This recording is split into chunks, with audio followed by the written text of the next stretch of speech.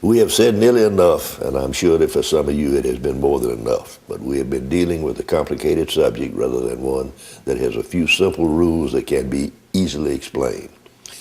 If there is a single overriding trait that a turkey has, it is the fact of his everlasting unpredictability. Next to this trait, everything else fades into insignificance. As you go down this new road you have chosen, you're going to find very few turkeys that are alike. What works once might not work next time. Actions that ran one off this time might bring one right into your lap next time. What you have undertaken to try to do is to convince a bird that is suspicious by nature, whose eyesight is superb, whose sense of hearing is impressive, and whose native caution has to be experienced to be appreciated, to drop whatever he has been doing and come within 50 yards of where you sit by the use of a single one of his senses, that of hearing.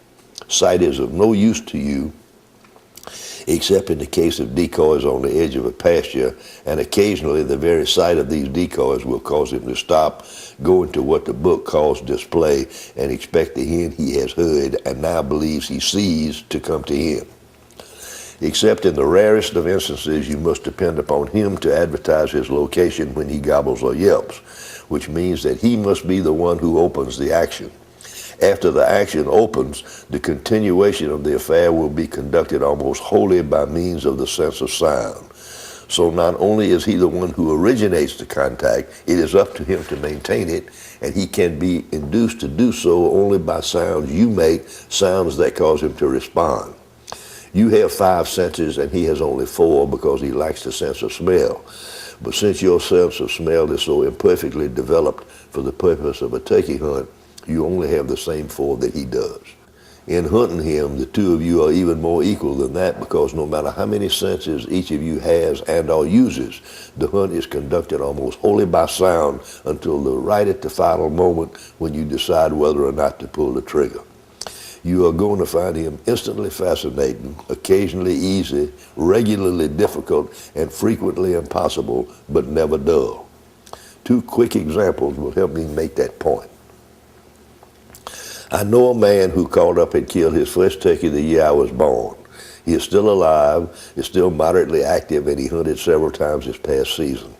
He called me and invited me to go with him the last weekend of the season, but I could not because of prior commitments. He had at that time killed one and missed one. Thin seasons happen to the best of us, no matter what level of experience we may enjoy.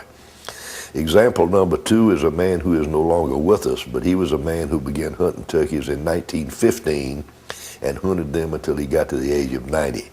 By the time he was 85, he had grown as deaf as a post, had to have a family retainer along to pull his sleeve and point out the direction of sounds to him, and he needed a little help to carry the tools of the hunt into the woods.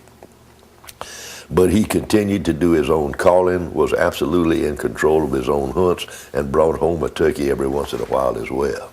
At the age of 85, he was the first man to leave the camp house before daylight, the last one in at lunch, the first one back after midday, and the last one back after sundown. I was told, and I believe it, that when he was a broth of a boy of 75, he carried a lunch in a canteen of water and stayed in the woods until dark. Lunch breaks, in his opinion, were the marks of the dilettante.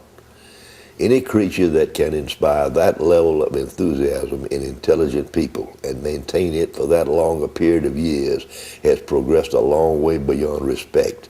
He has crossed over the threshold and is occupying a position of reverence.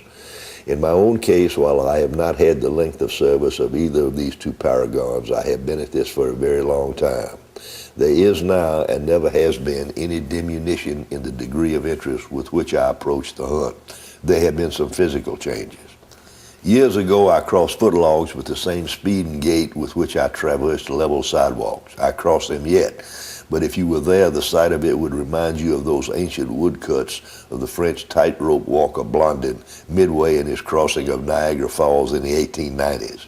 I can still get over footlogs, but the last adjective that would come to your mind if you were present at the event would be the word quick. I have not heard a turkey drone for the last 3 or 4 years. At best, I never could hear it beyond 75 or 80 yards. I never could course the sound properly. And it always seemed to me that I felt it in the pit of my stomach rather than hearing it.